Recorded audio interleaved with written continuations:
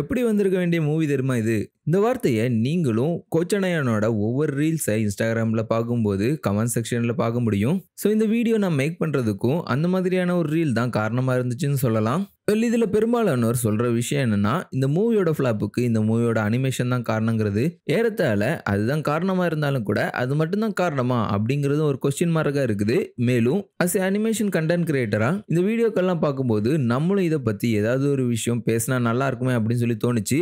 அதுக்காக தான் இந்த வீடியோ கிரியேட் பண்ணியிருக்கிறேன். Animation is the biggest reason for Kochadaiiyaan failure அப்படிங்கிறது தான் இந்த வீடியோட டைட்டில். நான் உங்கள் கிஷோர், நீங்கள் பார்த்துட்டு இருக்கிறது கிஷோர் பிளேரூம். சேனலுக்கு நியூ கமரா வந்திருந்தீங்கன்னா ரெட் கலர் சப்ஸ்கிரைப் பட்டனை ப்ரெஸ் பண்ணி நம்ம சேனலை சப்ஸ்கிரைப் பண்ணிக்கோங்க. கூட பெல் சிம்லையும் கிளிக் பண்ணிக்கோங்க. எங்களோட அப்டேட்டை உடனுக்குடன் வாங்கிக்கோங்க. கோச்சடையான் 2012 ரிலீஸ் பண்ண பிளான் பண்ணி இந்த மூவியை கிரியேட் பண்ண ஆரம்பிக்கிறாங்க. ஆனால் எதிர்பாராத விதமாக 2013 பொங்கலுக்கு இந்த மூவி தள்ளி போகுது.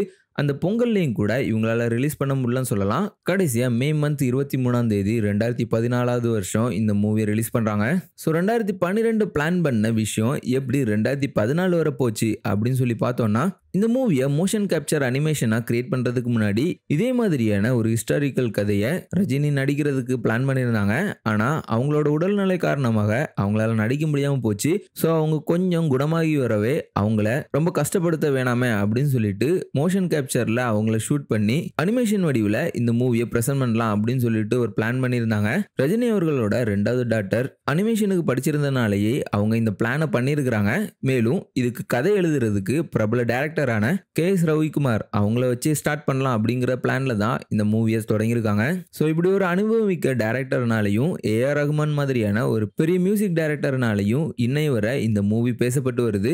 ஆனால் ரஜினி சாரோட டாக்டர் எடுத்த முடிவுனால இந்த மூவி இன்னுமே ஒஸ்டான பேர் தான் வாங்கிட்டு இருக்குதுன்னு சொல்லலாம். ஸோ அவங்க மோஷன் கேப்சர்ல ஃபிலிமா எடுக்கலாம் அப்படின்னு சொல்லிட்டு ஒரு ஸ்டார்ட் எடுக்கவே லண்டன்ல இருக்கக்கூடிய ஸ்டுடியோக்கு எல்லாருமே போறாங்க. ரஜினியோட போர்ஷன் சேர்த்து 15 நாளுக்குள்ளேயே மொத்த ஃபிலிமையும் ஷூட் பண்ணி முடிச்சிட்டு தான் அந்த டைம்ல வந்த பேப்பர்ஸ்ல எல்லாத்துலயுமே ரிலீஸ் பண்ணியிருந்தாங்க. ஷூட்டிங் ரொம்பவே சீக்கிரமா முடிஞ்ச காரணத்தினால இந்த மூவியை ஈஸியாவே ரிலீஸ் பண்ணிடலாம் அப்படிங்கிற ஒரு மைண்ட் செட்ல மொத்த க்ரூமே இருந்திருக்காங்க. அதனால தான் 2012லயே இதோட ரிலீஸ் டேட்டை அனௌன்ஸ் பண்ணியிருந்தாங்க. இந்த மாதிரியான ஒரு பெரிய விஷயத்த அவங்க எவ்வளோ சாதாரணமாக எடுத்திருக்காங்க அப்படிங்கிறது என்னால் இப்போ கூட யோசிச்சு பார்க்க முடியல. 2012 தமிழ் சினிமாவோட அனிமேஷன் நாலேஜ் இந்த லெவலில் தான் இருந்திருக்குது. அதாவது ஒரு சிஜி மேக் பண்ணுறதுக்கு எவ்வளோ நாட்கள் எடுக்கும், அதுக்காக எவ்வளோ பேர் உழைக்கணும், எந்த மாதிரியான ஒரு அவுட்புட் வேணும்னா நம்ம எந்த அளவுக்கு ஒர்க் பண்ணணும் அப்படிங்கிற எந்த ஒரு நாலேஜுமே இல்லை அப்படிங்கிறது மூவி குரூவுக்கு இல்லைங்கிற விஷயம் என்னால் இப்போ கூட யோசிச்சு பார்க்க முடியுது. ரஜினியோட டாட்டரான சௌந்தர்யா ரஜினிகாந்த் 90ஸ்லேயே ஒரு கிராஃபிக் டிசைனராக இருந்திருக்காங்க.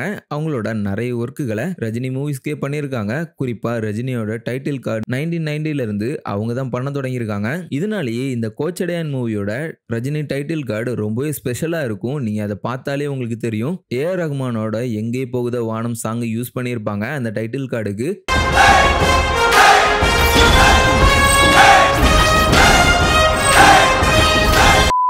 ஸோ இந்த ஒர்க்கெல்லாம் அவங்க ரொம்பவே சூப்பராக தான் பண்ணியிருக்காங்க.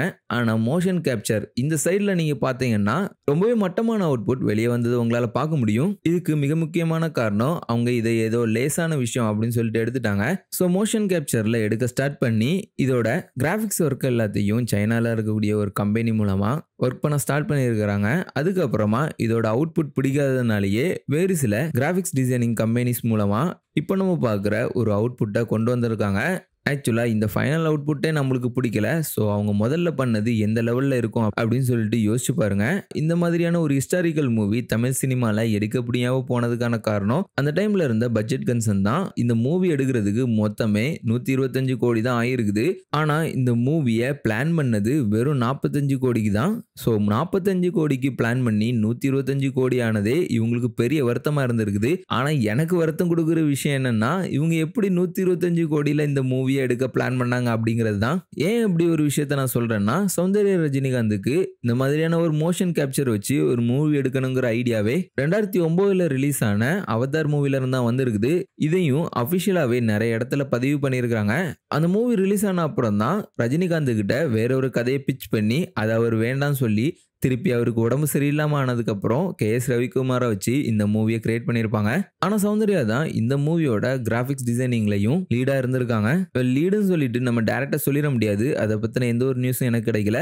பட் அவங்களும் கூட சேர்ந்து ஒர்க் பண்ணியிருக்காங்க அப்படிங்கிற மாதிரி மென்ஷன் பண்ணியிருக்காங்க. இவ்வளவு யோசிச்ச இவங்க அனிமேஷன் மூவி கிரியேட் பண்றதுக்கு முன்னாடி அதோட பட்ஜெட் எவ்வளவு இருக்கணும், எந்த அளவுக்கு இருந்தா ஒரு அவுட்புட் இருக்கும் அப்படிங்கறத யோசிக்கலையா என்னமோன்னு சொல்லிட்டு நம்மளுக்கு தெரியல. இவங்க இன்ஸ்பயரா வச்சு கிரியேட் பண்ண அந்த அவதார் மூவியே கிட்டத்தட்ட 1725 கோடியில மேக் பண்ணப்பட்ட மூவியா இருக்குது. அமெரிக்கன் டாலர்ஸ்ல மில்லியன்ஸ்ல இருக்கும். இந்தியன் காசுக்குன்னு பார்த்தீங்கன்னா 1725 கோடி ஆயிருக்குது அந்த மூவி கிரியேட் பண்றதுக்கான செலவு. ஸோ இவ்வளவு செலவு பண்ணி கிரியேட் பண்ணப்பட்ட அந்த மூவியை வெறும் 40 கோடியில கிரியேட் பண்ண முடியும் அப்படின்னு நினைச்சது எவ்வளவு பெரிய முட்டாள்தனங்கிறது உங்களுக்கே இப்போ புரியும் சொல்லிட்டு நினைக்கிறேன். இனிஷியலா இதோட மூவி ப்ரொடக்ஷனுக்கு 45 கோடி தான் செலவு பண்ணலாம்னு சொல்லிட்டு பிளான் பண்ணியிருக்காங்க. அதுக்கப்புறம் தான் அது 100 கோடியை தாண்டி போயிருக்குது. ஆனா இந்த மூவில மக்கள் வைக்கக்கூடிய கருத்து என்னன்னா, இது ஒரு அனிமேஷன் மூவியா கிரியேட் பண்ணாம நார்மலா ஒரு லைவ் ஆக்ஷனா கிரியேட் பண்ணியிருந்தாங்கன்னா இந்த நேரம் ரொம்பவே சூப்பரா ரன் ஆயிருக்கும். நிறைய கலெக்ஷனை பார்த்துருக்கும். இந்தியாவுக்கும் தமிழ்நாட்டுக்குமே நல்ல ஒரு புகழை வாங்கி தந்திருக்கும். பாகுபலி மாதிரி வர வேண்டிய படம் அப்படிங்கிற மாதிரி சொல்றாங்க. ஆனா இந்த விஷயத்தையும் என்னால முற்றிலும் ஏத்துக்க முடியாதுன்னு சொல்லலாம். ஏன்னா பாகுபலி 1 மூவியை எடுத்துக்கிட்டீங்கன்னா அதுல ஒரு பெரிய ஃபைட் சீன் சொல்லிட்டு காலக்கேயரோட ஃபைட் சீனை தான் காமிச்சிருப்பாங்க ஃபர்ஸ்ட் பார்ட்ல. அதை தவிர்த்து ஹிஸ்டாரிக்கல் போர்ஷன் சொல்லிட்டு நிறைய மக்கள் இருக்கிறது மாதிரியான சீன்கள் ரொம்பவே கம்மியா தான் இடம்பெற்று இருக்கும். அந்த மூவியை நீங்க பார்த்திருந்தாலும் தெரிஞ்சிருக்கும். இதுக்கு முன்னாடி இந்த டைரக்டர் கிரியேட் பண்ண மாவீரன் மூவிலையுமே இதே நிலைமை தான். ஹிஸ்டாரிக்கல் போர்ஷன் வரும்போது நிறைய மக்கள் இருக்கிறது மாதிரியான இடங்களையோ இல்ல ரொம்ப அடர்த்தியான பிளேசஸையோ காணிக்க மாட்டாங்க. செட்டில் முடிஞ்ச அளவுக்கு மேட்ச் பண்ணிட்டு போயிருப்பாங்க.